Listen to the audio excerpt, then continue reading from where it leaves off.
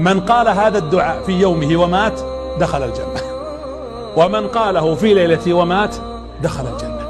أعظم دعاء في التوبة الذي يقوله النبي: اللهم أنت ربي خلقتني وأنا عبدك وأنا على عهدك ووعدك ما استطعت أعوذ بك من شر ما صنعت، أبوء لك بنعمتك يعني أعترف، وأبوء لك بذنبي فاغفر لي فإنه لا يغفر الذنوب إلا أنت.